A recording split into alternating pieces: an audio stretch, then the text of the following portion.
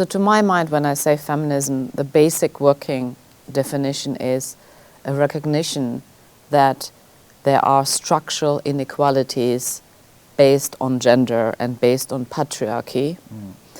And the second part of feminism, in my view, is that following this recognition, an attempt to change and transform these unequal relations. Right. Okay. Now, what you do with that, how you interpret it, how do you want to analyze it, how you want to change it, there are so many different strands of feminisms, right?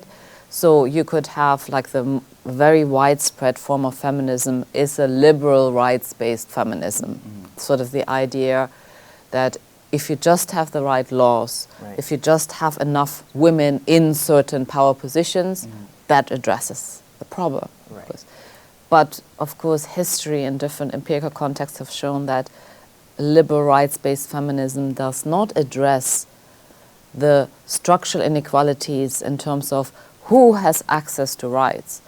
You know, women who can't read or write don't have access to even the laws. They might not be able to afford a lawyer, right?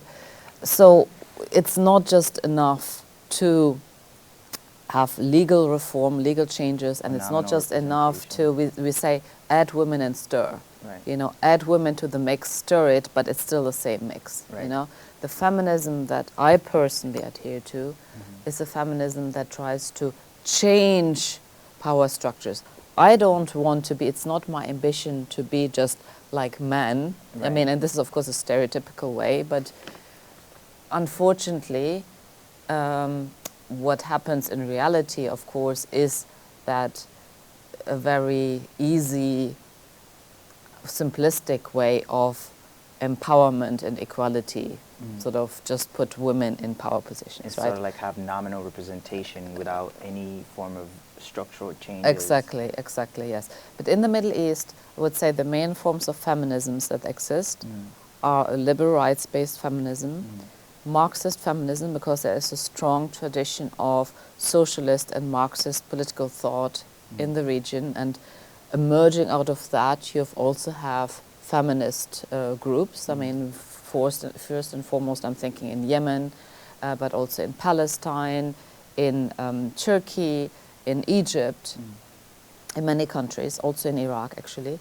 Then you have an Islamic feminism, so the idea that it is not religion per se, so Islam, that is responsible for existing inequalities and forms of injustices, but it's the interpretation of Islam, and the interpretation of Islam that historically is being carried out by conservative old men, right? So Islamic feminism is the idea that women need to become learned and knowledgeable about Islamic sources and then reinterpret them, right, with an egalitarian.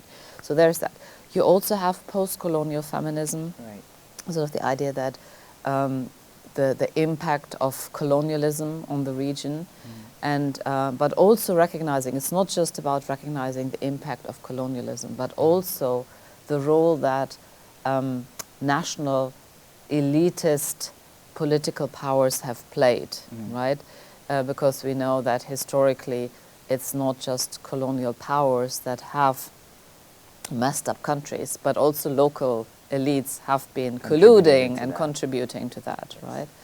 And but you know, the kind of working at the intersections of patriarchy and colonialism, and also, you know, looking at more local, national and regional power configuration. So what I'm saying is that there is a range of different forms of feminisms in the Middle East, as there is in the West as well.